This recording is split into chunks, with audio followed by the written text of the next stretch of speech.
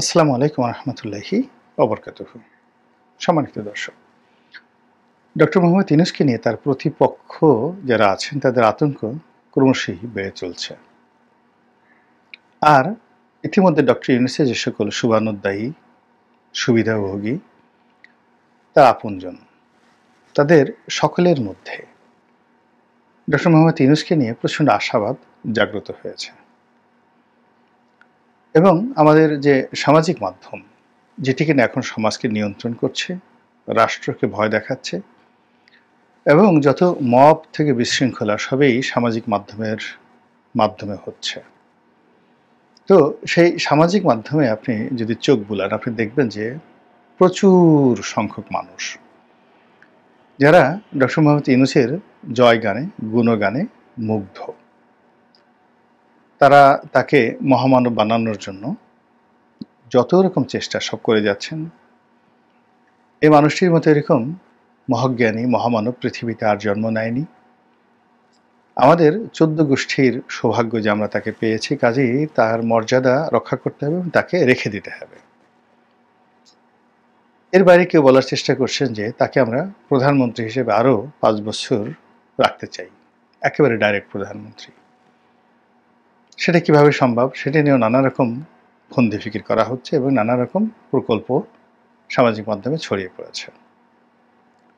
আর এক পক্ষে বলার চেষ্টা করছেন যে ডক্টর মোহাম্মদ ইউনূস যে কর্মকাণ্ডগুলো করছেন কেবল 5 বছর নয়, 10 বছর, এবং উনি যতদিন জীবিত আছেন ততদিন তিনি ক্ষমতায় থাকবেন। তো এই সকল কথার সঙ্গে পাল্লা দিয়ে ডক্টর মোহাম্মদ ইউনূস তিনি যে গুণটি প্রদর্শন করছেন সেটা হলো রেসপন্ড না করা, কথা না বলা। তিনি তার আপন মনে কাজ করে যাচ্ছেন এবং তিনি যে একজন প্রবীণ মানুষ, বয়স্ক মানুষ, সেই ভারিক্কি রেখে তিনি নিরাপদ দূরত্ব বজায় রাখছেন অনেকের সঙ্গে। এবং তার এই যে নিরাপদ দূরত্ব বজায় রাখার চেষ্টা, সেটা পুলিশের আইজি হোক, স্বরাষ্ট্র সচিব হোক, স্বরাষ্ট্র উপদেষ্টা হোক, কিংবা সেনাপ্রধান হোক, এটি নিদারুণভাবে কাজ করছে। অর্থাৎ যমুনা কেন্দ্রিক ডক্টর ইউনূস যে অফিসে বসেন সে কেন্দ্রিক যে একটা অ্যাডমিনিস্ট্রেশন রয়েছে, সেই অ্যাডমিনিস্ট্রেশনের বাইরে গিয়ে যে আলাদা প্রশাসন যন্ত্র, সেখানে প্রায় সব জায়গাতেই অবিশ্বাস, বিশৃঙ্খলা এবং হতাশা, যা কিনা ওই লোকদেরকে বিতর্কিত করছে, কিন্তু ডক্টর মোহাম্মদ ইউনূসকে সবকিছুর ঊর্ধ্বে রাখছে। শেখ হাসিনার জমানাতেও কিন্তু এমন কিছু হয়েছিল। সব দোষকে প্রধান নির্বাচন কমিশনার, সব দোষকে র্যাব প্রধানের, আইজি সাহেবের কারণে এটা হয়েছে, মন্ত্রীর কারণে এটা হয়েছে। শেখ হাসিনা নির্দোষ, তিনি বঙ্গবন্ধু কন্যা এবং তিনি কোনো অন্যায় করতে পারেন না, মন্দ চিন্তা করতে পারেন না। তিনি দেবী, তিনি ওলি আল্লাহ, তার বেহেশত পাওয়া উচিত এবং তাকে হজরত নামে সম্বোধন করা উচিত। এই ধরনের যে একটা ভাইব, এই ভাইবগুলো তৈরি করা হয়েছিল শেখ হাসিনার জামানাতে। তো সেটা করার ফলে কি হলো, 15টি বছর শেখ হাসিনা মানুষের ধরা ছোঁয়ার বাইরে ছিলেন এবং তাকে নিয়ে সমালোচনা করা যেত না, কথা বলা যেত না। তার বিরুদ্ধে একটা টু শব্দ করলে গণপিটুনি খেতে হতো, মব তৈরি করা হতো, মামলা হতো, মোকদ্দমা হতো। এবং পরবর্তীতে শেখ হাসিনার পরিবারের অন্যান্য সদস্যদেরকে নিয়ে একটা বলয় তৈরি হলো, সেই বলয়ের বাইরেও কাউকে কথা বলতে দেওয়া হতো না। এখন ডক্টর মোহাম্মদ ইউনূসকে নিয়েও ঠিক ওইরকম একটা বলয় তৈরি হয়ে গেছে। ডক্টর মোহাম্মদ ইউনূস, তার ভাই, তার কন্যা, তার পরিষদবর্গ, তার একান্ত প্রিয় ভাজন যারা আছে, তাদের সম্পর্কে কেউ কোনো কথা বলছেন না। দ্বিতীয়ত, যারা এখন সমন্বয়ক হিসেবে কিংস পার্টির নেতৃত্ব দিচ্ছেন, তাদের কর্মকাণ্ড ধরাছোঁয়ার বাইরে।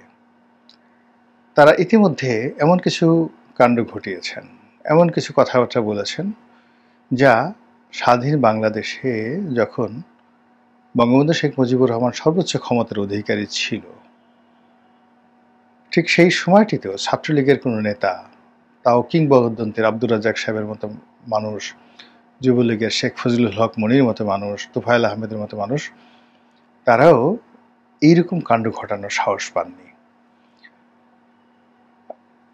একেবারে 25-26 বছরের একজন যুবক, তিনি টেলিফোন করে সেনাপ্রধানকে বলছেন যে I am coming to have a meeting with you, আপনার সঙ্গে বৈঠক করার জন্য আমি আসছি।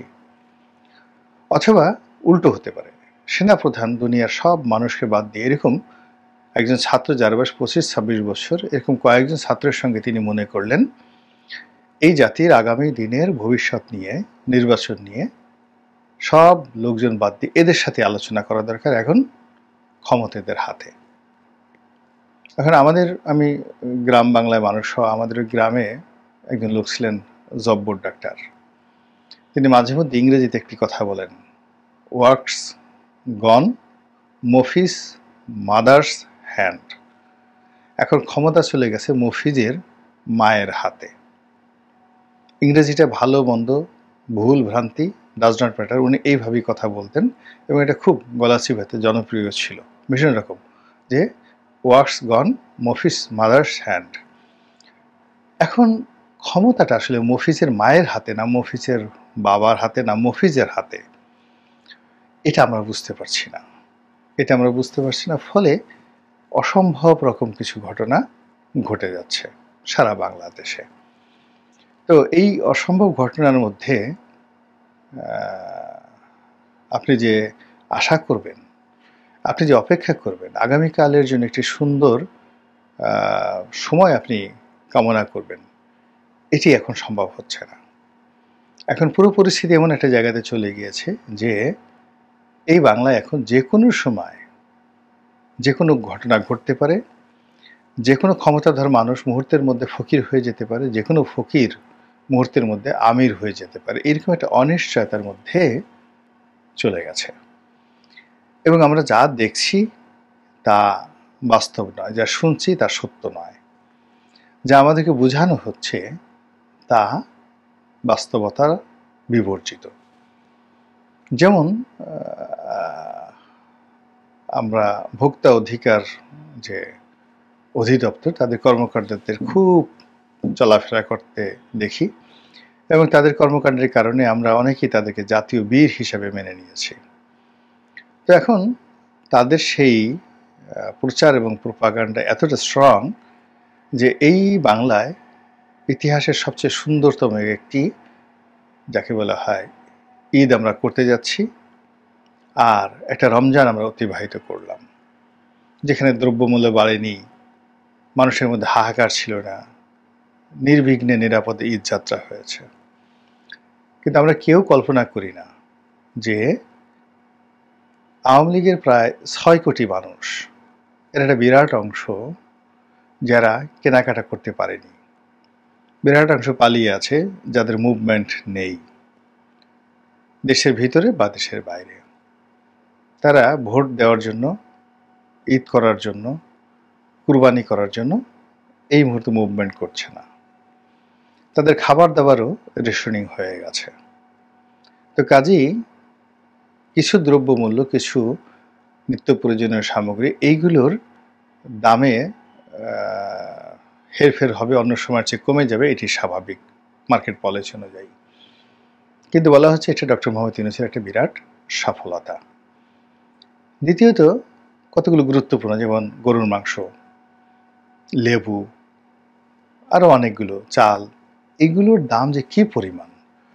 আমি বাজারে গেলাম, অন্য সময় যে লেবুর হালি 40 টাকা, সেই লেবুর হালি আজকের দিন, আমি আজকে যে ভিডিওটা করছি সেটি হলো 29শে রমজান দুপুরবেলায়, সকালবেলা মোহাম্মদপুর বাজারে গিয়ে দেখলাম যে 850 টাকা করে গরুর মাংসর কেজি, 1 পয়সা কম নেই।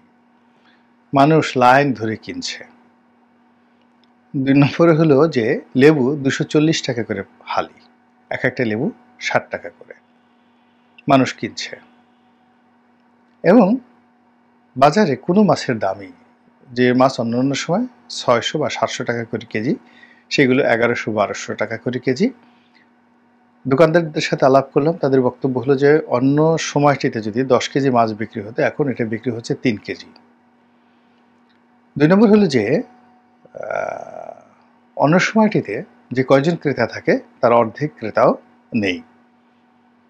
এর ফলে উৎপাদন, সাপ্লাই, কৃষক পরিবার, সরবরাহ সব জায়গাতে রীতিমতো ধস নেমেছে। দোকানের ভাড়া দিয়ে তারপরে নিজেদের সংসার চালাবে এরকম অবস্থা মাছওয়ালাদের মধ্যে নেই।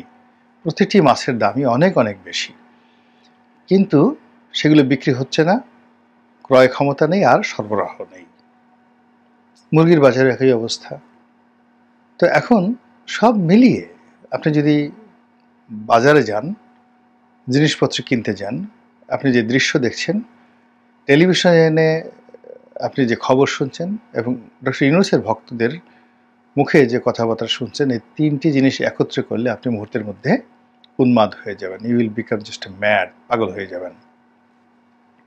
এবং আজকে এই যে আমি কথা বলছি, আমার গলা বসে গেছে। মানে পুরো 1টা ঘন্টা আমি বাজারে ছিলাম। এই 1 ঘন্টায় আমার উপর যে মানসিক প্রেশার পড়েছে, শারীরিক প্রেশার পড়েছে, এটি আমি অফিসে বসে থাকলে এটা হতো না। এর চেয়ে না খেয়ে থাকা ভালো। এই অবস্থা যখন বাংলার আনাচে কানাচে, ঠিক সেই সময়টিতে ডক্টর মোহাম্মদ ইউনূসকে আরেকটি নোবেল পুরস্কার দেওয়া দরকার। তিনি আরও 5 বছর ক্ষমতায় তার থাকা দরকার। তারপরে নির্বাচনের কি দরকার, তারপর আগে সংস্কার হতে হবে। বিএনপির যারা লোকজন আছে তাদের কোনো ক্ষমতায় নিয়ে একটা বালির ট্রাক সরাতে পারেনি। ডক্টর ইউনূসের উছিলায় এখন বেগম জিয়া কত সুন্দর বিদেশে গিয়ে আরাম করছেন, ইত্যাদি নানা রকম কথা বলে যে ভাইব তৈরি করা হচ্ছে। এই ভাইবের ফলে পুরো রাজনীতির অঙ্গনে বিকলাঙ্গতা তৈরি হচ্ছে, অবশ একটা পরিবেশ পরিস্থিতি তৈরি হচ্ছে। নির্বাচনের সম্ভাবনা ফিকে হয়ে যাচ্ছে এবং ঈদের পরে রাজনীতির যে কৌশল এবং কূটকৌশল বা খেলাধুলা, যেটি ইতিমধ্যে ডক্টর মোহাম্মদ ইউনূস বুঝে গিয়েছেন, সেই থেরাপি বিএনপির উপর প্রয়োগ করা হবে। আর সেই থেরাপির বিরুদ্ধে যখন অন্যান্য ইউনূসপন্থী যে দলগুলো রয়েছে তারা যখন রাজপথ ইউনূসের পক্ষে স্লোগান দেবে, তখন বিএনপিকে কান্না করার জন্য আওয়ামী লীগকে খুঁজতে হবে, আওয়ামী লীগের গলাগলি ধরে কান্নাকাটি করতে হবে এবং কতদিন যে তাদেরকে কাঁদতে হবে এটি একমাত্র আসমানের মালিক আল্লাহ রাব্বুল আলামিন বলতে পারেন। আল্লাহ আমাদের সবাইকে হেদায়েত দান করুন এবং হেফাজত করুন। আসসালামু আলাইকুম ওয়া রাহমাতুল্লাহি ওয়া বারাকাতুহু।